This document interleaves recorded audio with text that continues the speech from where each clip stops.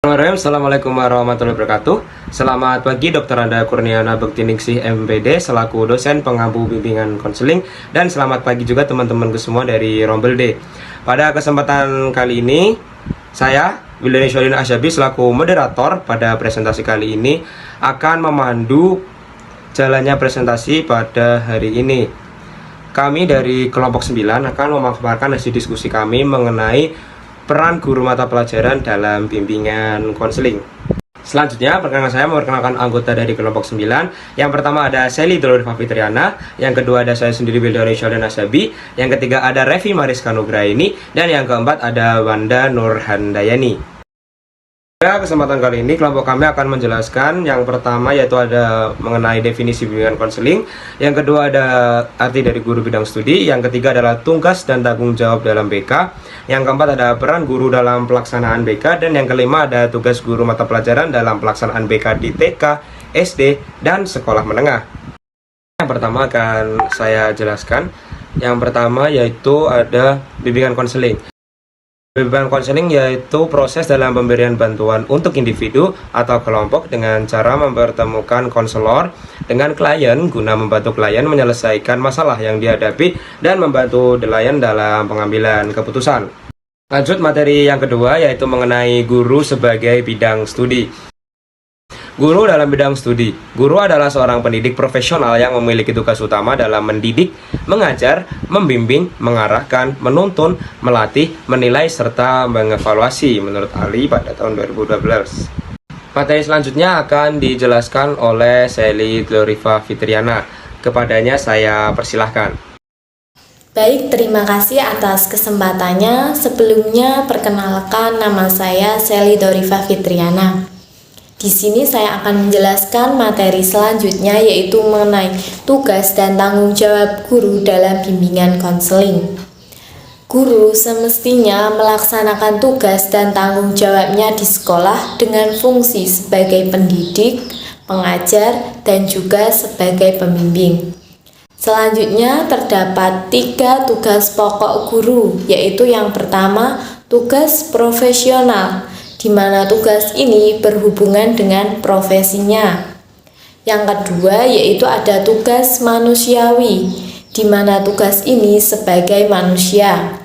Dan yang ketiga yaitu tugas kemasyarakatan, di mana tugas ini sebagai bagian dan anggota masyarakat dan juga sebagai warga negara. Venti tahun 2010 mengemukakan tugas dan tanggung jawab guru dalam pelaksanaan bimbingan dan konseling, yaitu membantu memasyarakatkan layanan bimbingan dan konseling, melakukan kerjasama, dan lain sebagainya. Sementara tugas guru bidang studi dalam kegiatan bimbingan konseling yang dikemukakan Sucipto tahun 2004 yaitu memberikan layanan instruksional. Selanjutnya, turut serta aktif dalam membantu melaksanakan kegiatan program bimbingan dan konseling dan lain sebagainya. Selanjutnya yaitu mengenai tugas guru dalam bimbingan dan konseling. Guru mata pelajaran yang selayaknya mengajar di kelas ternyata mempunyai fungsi sebagai pembimbing juga. Jika tugas tersebut dijalankan dengan baik, maka bimbingan dan konseling bisa membantu pendidikan peserta didik itu lebih baik. Nah, upaya peningkatan pendidikan tersebut berhubungan pada upaya peningkatan sumber daya manusia. Sumber daya manusia di sekolah, karena guru adalah sumber daya manusia yang paling penting. Perannya dalam ketercapaian tujuan kegiatan pendidikan terkhusus pada proses pembelajaran serta pembentukan karakter siswa yang mulia. Nah, demikian pemaparan materi dari saya. Kurang lebihnya mohon maaf. Selanjutnya saya kembalikan ke moderator. Terima kasih Saudara Sally Doloriva Fitriana atas pemaparannya. Materi selanjutnya akan dijelaskan oleh Wanda Nurhandayani. Kepadanya saya persilahkan. Baik, terima kasih atas kesempatan yang telah diberikan. Di sini saya akan melanjutkan materi mengenai peran guru mapel dalam pelaksanaan BK. Berikut adalah peran guru mapel dalam pelaksanaan BK. 1. Guru sebagai informatori atau informator, di mana tugas ini berhubungan dengan guru pembimbing dan konselor dalam memasyarakatkan bimbingan dan konseling kepada siswa pada umumnya. Guru sebagai fasilitator.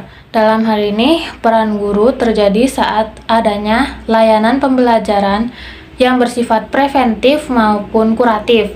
Dibandingkan guru pembimbing, guru lebih memahami keterampilan belajar yang perlu dikuasai oleh siswa pada mata pelajaran yang diajarkan. Kemudian, guru sebagai mediator. Guru bisa berperan menjadi mediator antara siswa dengan guru pembimbing. Contohnya saat dimintai untuk melaksanakan kegiatan identifikasi siswa yang membutuhkan bimbingan dan pengalih tanganan siswa yang memerlukan bimbingan dan konseling kepada guru pembimbing atau konselor di sekolah. Yang terakhir, guru sebagai kolaborator. Dalam perannya sebagai mitra sepekerjaan, yaitu sama-sama sebagai tenaga pendidik di sekolah, bisa berperan sebagai kolaborator. Misalnya, pada pelaksanaan bermacam-macam jenis layanan orientasi informasi. Baik, selanjutnya, menurut Sucipto tahun 2004, peran guru mata pelajaran pada penyelenggaraan bimbingan di sekolah dibagi menjadi 2, yaitu 1. Peran guru mata pelajaran pada layanan bimbingan konseling di dalam kelas atau di kelas. Yang kedua, tugas guru mata pelajaran pada layanan bimbingan konseling di luar kelas. Pertama, di sini saya akan menyampaikan mengenai tugas guru mata pelajaran pada layanan bimbingan di kelas. Guru bisa menjalankan tugas-tugas bimbingan pada proses pembelajaran berikut, yaitu melakukan diagnostik kesulitan belajar peserta didik. Pada hal ini, guru akan mencari sumber kesulitan belajar yang dihadapi oleh peserta didik melalui berbagai cara. Bisa dengan menandai siswa yang mengalami kesulitan saat pembelajaran berlangsung, atau mengidentifikasi mata pelajaran yang mana siswa mendapat nilai lebih rendah, melacak bidang atau bagian di mana siswa belum memahami materi dan mengalami kesulitan belajar, dan terakhir menyelenggarakan tindak lanjut apakah perlu tambahan kelas atau mungkin bimbingan dan lain sebagainya. Kemudian, tugas guru mata pelajaran dalam operasional bimbingan di luar kelas. Tugas guru dalam layanan bimbingan tidak mempunyai batasan tertentu pada kegiatan belajar mengajar. Menurut Sucipto tahun 2004, tugas tersebut antara lain memberikan remedial, memberikan pengayaan atau pengembangan bakat siswa, melakukan kunjungan ke rumah, serta mengadakan kelompok belajar. Peran guru mapel dalam pelayanan BK. Peranan guru mata pelajaran pada pengadaan bimbingan dan konseling adalah saat proses belajar mengajar di kelas, di mana guru mata pelajaran ini ada di posisi yang strategis sehingga dia bisa melihat langsung, menganalisis keadaan kelasnya. Dan jika pelayanan guru mata pelajaran ini berjalan dengan baik, maka siswa juga akan terkena dampak baiknya, di mana prestasi siswa bisa meningkat, nilai-nilai siswa juga menjadi bagus. Tidak hanya guru pembimbing yang harus selalu melakukan kegiatan pelaksanaan bimbingan dan konseling semata, guru kelas juga atau guru mata pelajaran bisa ikut serta dalam kegiatan pelayanan bimbingan konseling di kelasnya atau saat pembelajarannya. Sekian materi yang dapat saya sampaikan. Saya kembalikan kepada moderator. Materi selanjutnya akan dijelaskan oleh Revi Mariska Nugraini. Kepadanya saya persilahkan. Baik, terima kasih moderator atas kesempatannya. Di sini saya akan menjelaskan mengenai tugas guru mata pelajaran dalam pelaksanaan bimbingan dan konseling di TK, sekolah dasar, dan sekolah menengah. Baik, yang pertama adalah tugas guru mata pelajaran dalam pelaksanaan bimbingan konseling di taman kanak-kanak.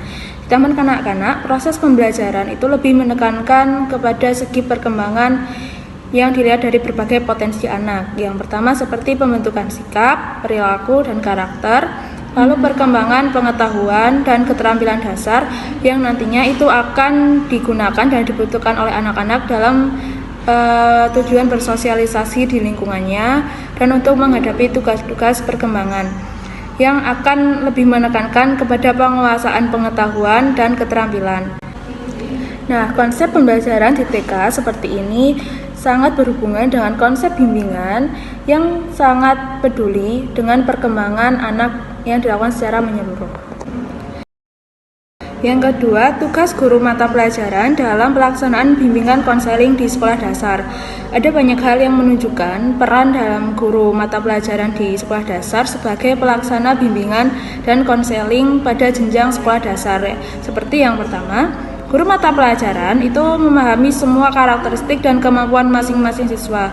Yang kedua, guru mata pelajaran mengajarkan tentang teori berhubungan sosial atau bagaimana mengajarkan anak untuk bersosialisasi dengan baik. Yang ketiga, guru mata pelajaran juga selalu membimbing dan mengarahkan anak dalam menyelesaikan permasalahan atau kesulitan mereka yang dihadapi. Yang keempat, guru mata pelajaran membantu siswa dalam mencapai disiplin belajar.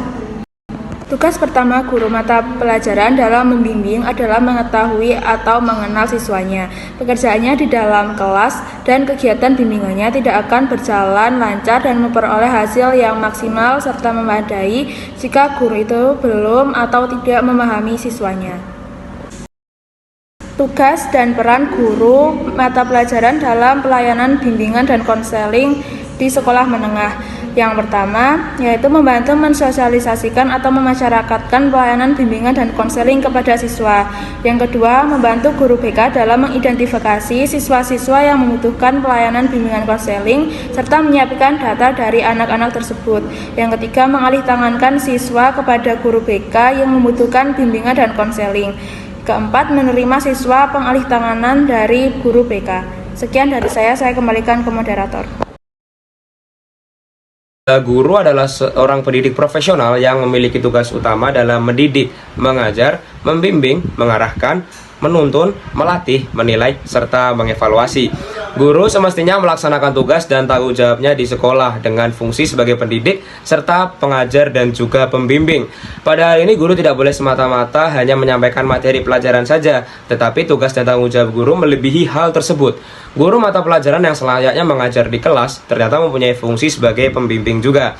Tugas tersebut dijalankan, maka bimbingan dan konseling bisa membantu pendidikan peserta didik bisa lebih baik. Upaya peningkatan pendidikan tersebut berhubungan pada upaya peningkatan sumber daya manusia. Di sekolah, guru adalah sumber daya manusia yang paling penting peranannya dalam ketercapaian tujuan kegiatan pendidikan, terkhusus pada proses pembelajaran serta pembentukan karakter siswa yang mulia. Berikut ada daftar pustaka yang kami gunakan. Sekian presentasi dari kelompok kami. Kami mohon maaf apabila ada salah-salah kata dan salah informasi mengenai materi yang telah kami paparkan. Akhir kata, wabillahi taufik wal hidayah. Wassalamualaikum warahmatullahi wabarakatuh.